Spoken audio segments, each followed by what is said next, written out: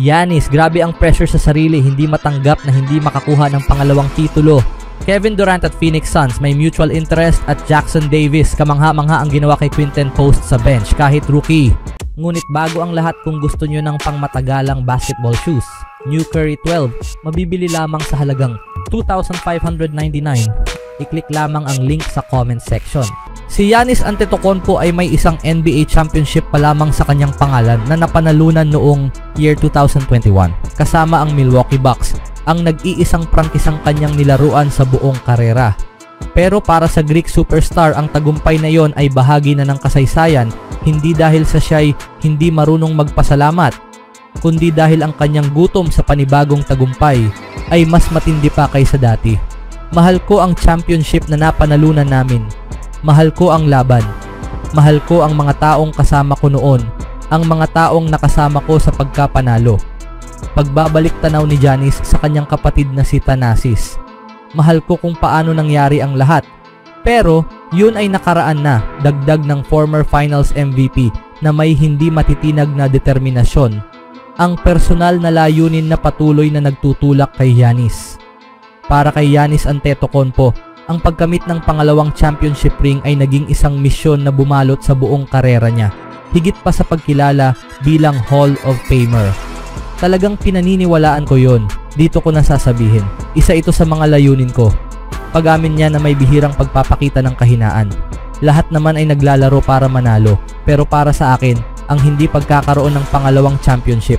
Kapag binalikan ko ang karera ko, kahit sabihin pa ng lahat, oo, kamangha-manghang karera, active, Hall of Famer, first ballot, kung anuman. Pero ang kabiguang maaaring habambuhay niyang dalhin sa kanyang legacy ay mahirap tanggapin. Mas lalo pang naging bukas si Giannis.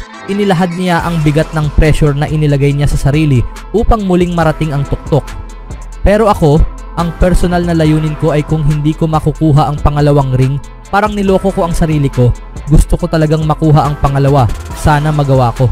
Open pa ang pagkakataon para makamit ni Antetokounmpo ang kanyang pangarap. Nasa playoffs na muli ang Milwaukee Bucks at makakaharap nila ang Indiana Pacers sa unang round ng postseason ngayong taon. Individual. Patuloy pa ring bumubuga ng pambihirang mga numero si Giannis. May average na 30.4 points, 11.9 rebounds at 6.5 assists per game. Nanatiling elite ang kanyang opensa. Ipinapakita ang parehong consistency at produktibidad na nagdala sa Bucks sa titulo nung taon na iyon. Ngunit malaki na ang ipinagbago ng landscape. Nahihirapan ang Milwaukee sa depensa ngayong season, habang ang Eastern Conference ay naging mas kompetitibo kaysa dati.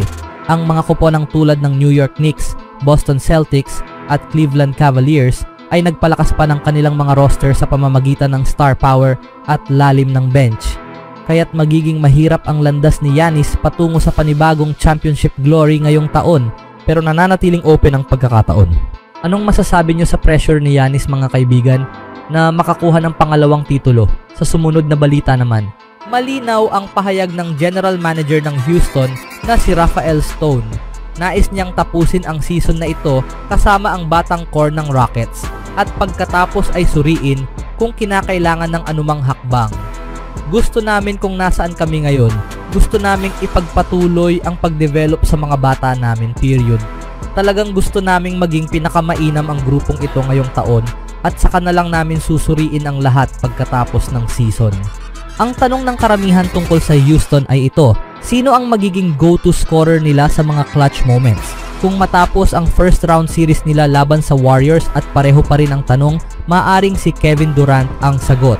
May mga lumabas na chismis tungkol sa interes ng Houston sa future Hall of Famer at ayon kay Shams Charania ng ESPN, mutual ang interes na iyon. Kung maagang matalo, maaari ba nilang tingnan si Kevin Durant? Bantayan ang sitwasyong yan.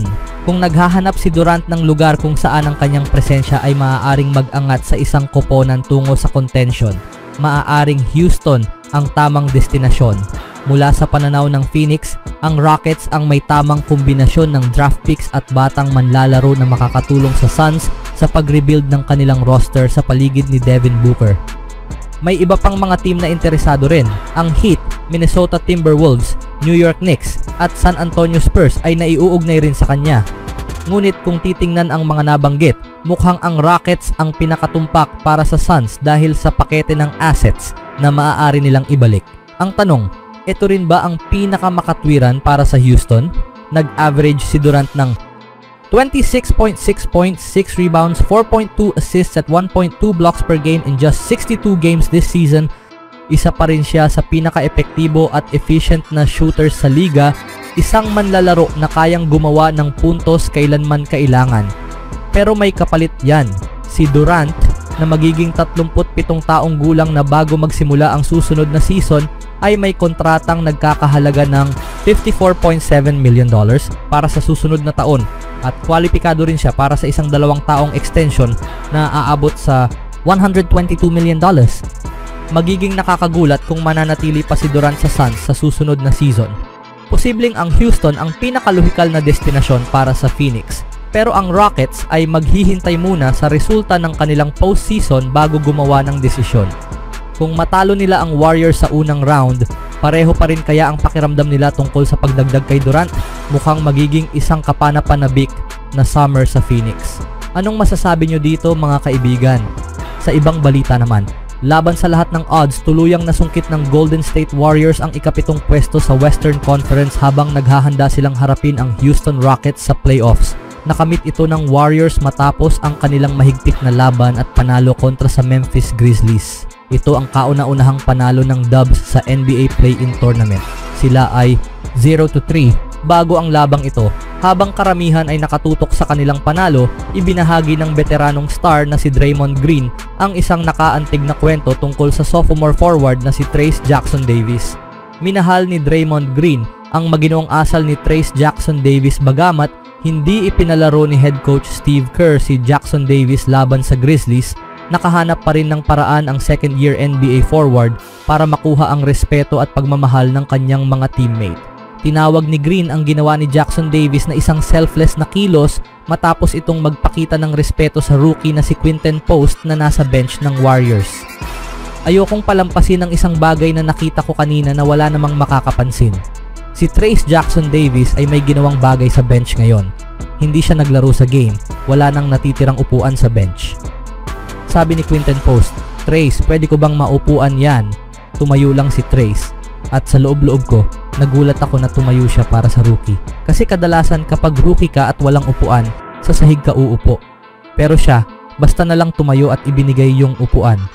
Lumapit ako sa kanya at sabi ko, isa yan sa pinaka-selfless na bagay na nakita kong ginawa ng isang teammate. Kasi 99% sa pangyayaring iyon, ang sagot dyan ay sasahig ka na lang rookie o maghanap ka ng upuan sa iba. Dagdag pa ni Green, pagkatapos ng insidenteng iyon, nanatili si Jackson Davis sa tunnel sa halip na gumawa ng eksena tungkol sa rookie na humihingi ng upuan sa kanya. Si Green tungkol sa espesyal na sandali. Yan ang dahilan kung bakit nananalo ang Warriors. Lubos na humanga ang 4 na beses na NBA champion sa ginawa ni Jackson Davis at ikinonekta pa ito sa dahilan kung bakit nananalo ang isang koponan, ang pagiging selfless. Gusto kong ibahagi yon kasi para sa akin, yan ang dahilan kung bakit kayo nananalo ng mga laro. Chemistry, selflessness, togetherness. Para sa akin, yun ay isang malaking sandali at kaming 3 lang ang nakakita. Gusto ko lang i-share kasi malaking bagay yon para sa bench namin. Pwedeng pinaupo mo siya sa sahig at walang nangyari. O pwede ka ring tumayo, palakasin ang kumpiyansa niya at pagpasok niya, nag-shoot siya ng 3. Para sa akin, espesyal yon. Kahit na matarik ang kanilang dinaanang landas, tila nasa magandang kalagayan ang mentalidad ng Warriors roster habang papalapit ang posibilidad ng isang malalim na postseason run. Anong masasabi niyo mga kaibigan sa ginawa ni Jackson Davis kay Post?